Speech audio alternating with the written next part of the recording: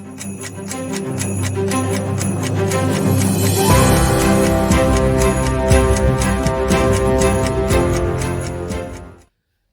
दोस्तों, मैं डॉक्टर प्रशांत शुक्ला आपकी अपनी चैनल डॉक्टर प्रशांत शुक्ला आयुर्वेदाचार्य पर आपका हार्दिक स्वागत करता हूं। दोस्तों, सबसे पहले क्षमा प्रार्थी हूं कि बहुत सारी व्यस्तताओं के कारण, बहुत सारी जिम्मेदारियों के कारण मैं आपके समक्ष जो निरंतर वीडियोस लाता था, जो रेगुलरली वीडियोस अपलोड करता था, वो नहीं कर पा रहा हूं। कोशिश करूंगा कि इस महीने से महीने में कुछ वीडियोस आपके लिए ला सकूं।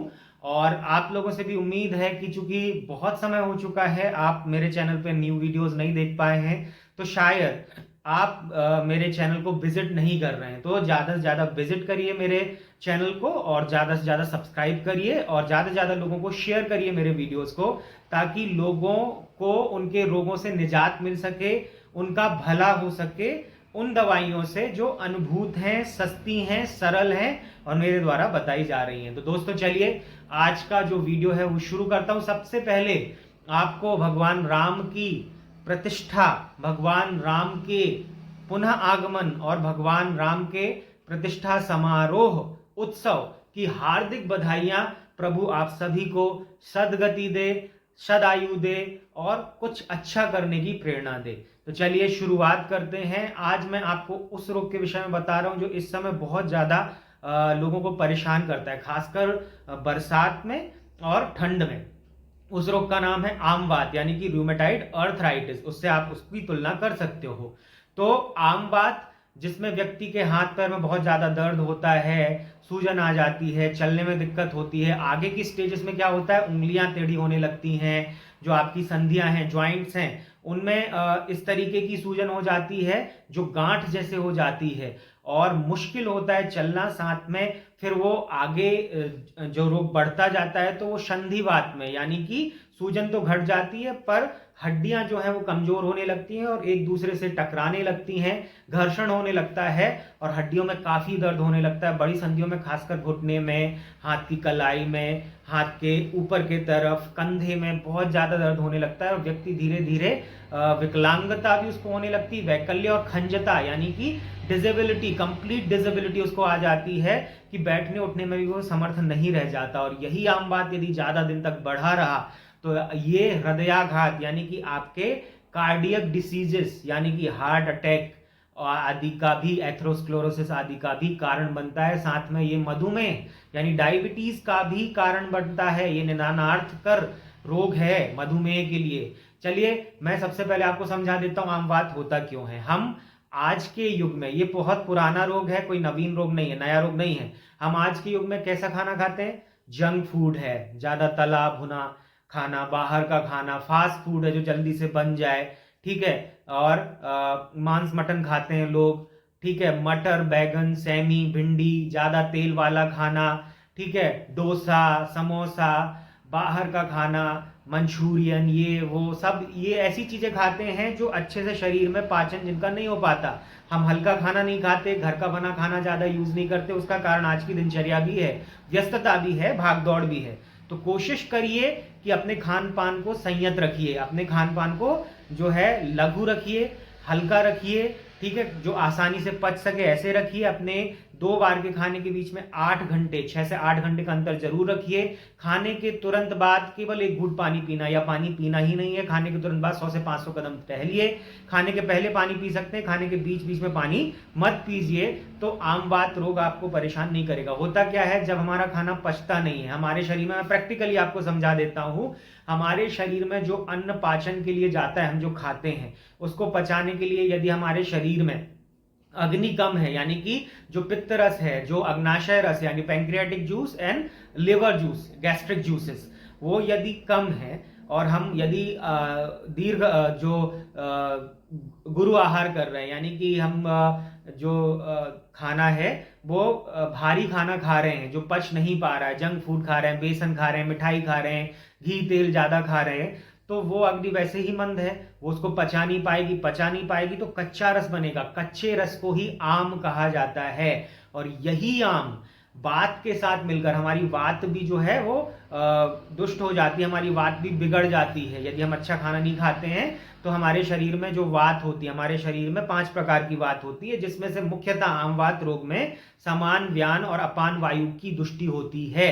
तो हमारे शरीर में जो वात है वो भी विगुणित हो जाती है। वह उस आम रस को ले जाकर, उस कच्चे रस को ले जाकर कहाँ पर स्थापित करती है? हमारे हार्ट में, हमारी संधियों में, यानी कि हमारा कंधा है, पैर है, हाथ है, हमारा हिप जॉइंट है, इन सब में, और साथ में हमारे सिर में और हमारे रक्त में इसका विशेष प्रभाव देखने को मिलता है। इससे जो आम वात का रोगी है उसमें सूल यानी कि हड्डियों में दर्द होना, सीने में दर्द होना, शरीर में भारीपन होना, आलस्य होना, ठीक है, हल्की हल्की बुखार बने रहना, और उसके अलावा कोई काम करने में जो है शक्ति की कमी का महसूस होना, साथ में सूजन का बना रहना और वृश्चिक दंशवत वेदना यानी कि बिच्छू काटने के समान वेदना। बिच्छू काटने के समान वेदना क्या? कि जलन होती है, बहुत ज्यादा असहनीय पीड़ा होती है, और वो वेदना जो है, वो दर्द जो है वो फैलता है, वो एक जगह नहीं रहता कि घुटने में ही तो घुटने में ही रहेगा, ऊपर की तरफ आएगा, जांघों की तरफ आएगा, नीचे की तरफ जाएगा। ऐसी वेदना होती है आम वात में, ठीक है। तो दोस्तों ये इसके लक्षण होते हैं। तो हमें क्या करना है सुधार? सबसे पहले हल्का भोजन लेना है, ज्यादा गरिष्ठ भोजन हमें नहीं लेना है ना। मूंग की दाल, रोटी, लौकी, परवल, भाजी, अनार, पपीता, सेव। एक्सरसाइज जरूर करनी है, और खाने के बीच में या खाने के बाद में पानी नहीं पीना या ना के बराबर पीना है। खाने के 1.5 घंटे बाद पेट भर के पानी पीजिए, खाने के तुरंत बाद 100 से 500 कदम टहलिए। तो देखिए क्या होता है, ये रोग जनरली होता कब है? खासकर इस रोग का प्रकोप बहुत ज्यादा कब होता है? जब या तो बादल छाए हो, बरसात हो रही हो, या बहुत ज्यादा ठंड पड़ रही हो, तो पेशेंट को बहुत ज्यादा दर्द होता है, एक्यूट पेन होता है। और हमारे जो चिकित्सक हैं, जो आयुर्वेदिक चिकित्सक हैं, वो बुरा ना माने, उनके लिए भी मैं बोलना चाहूंगा कि वो लोग भी कह देते हैं कि भाई इसका जो उपचार है ना, वो तो एलोपैथिक चिकित्सा में ये तुरंत इंजेक्शन लग जाएगा या तुरंत टैबलेट वो दे देंगे तो आराम मिल जाएगा। बाद की जो चिकित्सा है, इसको पूरी तरह यदि ठीक करना है तो फिर आप आयुर्वेद में आइए। परंतु मैं चिकित्सकों को भी कहना चाहूंगा और रोगियों को भी कहना चाहूंगा कि आयुर्वेद में भी ऐसी चिकित्सा है जो आपको तुरंत के तुरंत दर्द से निजात दे सकती है। और बाद में यदि आप लगातार दवाइयां चलाते हो तो आपका रोग पूरी तरह ठीक हो जाता है, क्योंकि क्रॉनिक जो डिसीज है, जो लंबे समय से आम बात है आपको, उसका कोई इलाज एलोपैथिक में नहीं है। ये मैं आपको प्रैक्टिकली कह सकता हूं, क्योंकि मैंने ढेरों पेशेंट ठीक किए हैं और उनका जो अनुभव है वो मैं आपको शेयर कर रहा हूं। तो सबसे पहले जो भी रोगी आपके पास पहुंचता है, आपको उस रोगी को क्या करना है, या उस रोगी के लिए भी मैं बताने जा रहा हूं कि सबसे पहले उस रोगी को बिस्तर पे लिटा दीजिए, उसको 2-3 कंबल उड़ा दीजिए, क्योंकि इस मौसम में ज्यादा होता है, तो उसको ठंड से बचाना है, ठीक है। उसके बाद क्या करना है, तो जो रोगी आपके पास आया है, स्वर्ण योग का उपयोग बहुत अच्छा होता है इसमें।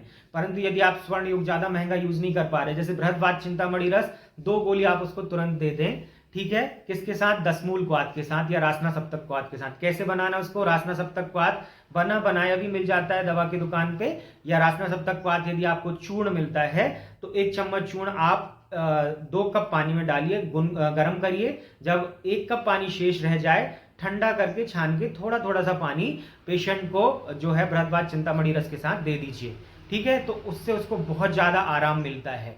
तो यदि आप बृहदवात चिंतामणि रस उपयोग नहीं कर सकते हैं तो वात गजांकुश रस उससे सस्ता पड़ता है, तो 2 गोली उसको तुरंत दे दीजिए, ठीक है। रासना सप्तक क्वाथ के साथ, या 10 मूल क्वाथ जो आता है उसको इसी तरीके से बना सकते हो, या बना बनाया मिल जाता है, तो 10 ml रासना सप्तक या 10 मूल क्वाथ दे दीजिए। उसके बाद एक आधा कप गुनगुने दूध में 1 चम्मच एरंड तेल मिलाकर उसको पिला दीजिए। उसको आधे घंटे बाद विरेचन होगा, यानी दस्त लगेगा, लूज मोशन होगा 1-2, उसमें घबराना नहीं है। इससे पेशेंट को तुरंत आराम मिलने लगेगा। उसके बाद उसका जहां पे दर्द है वहां पर बृहद सेंधवादी तेल या पंचगुण तेल या तारपीन का तेल, टर्पेंटाइन ऑयल आता है, उससे मालिश कर दें और रेत को गर्म करें तवे पर या किसी बर्तन में, उसकी पोटली बना लें 2-3 परत वाली, और उससे सिकाई करें। इससे पेशेंट को 1-1.5 घंटे में ही बहुत ज्यादा आराम मिल जाता है। आपको किसी एलोपैथिक डॉक्टर के पास जाने की आवश्यकता नहीं पड़ेगी। इसके बाद यदि पेशेंट को पूरी तरह ठीक करना है तो मैं एक सरल उपचार आपको बताने जा रहा हूं। यदि रोग बहुत ज्यादा बढ़ गया हो तो आप मुझे व्हाट्सएप कर सकते हैं, आप मुझे जनरल मैसेज करिएगा, है ना, व्हाट्सएप मत करिएगा, अभी जनरल मैसेज करिएगा, मैं टाइम दूंगा तब कॉल पे बात कर लीजिएगा। यदि बहुत ज़्यादा रोग बढ़ गया हो, हड्डियां जो है वो टेढ़ी होने लगी हो, संधियों में बहुत ज़्यादा गांठ आ गई हो और उठते बैठने में भी दिक्कत हो रही हो, तो आप एक काम कर सकते हो, आप मुझे मैसेज कर सकते हो, मैं टाइम दूंगा तब कॉल करिए, फिर मैं जो उपचार चलाऊंगा उससे भगवान की कृपा से आप पूरी तरह ठीक होंगे।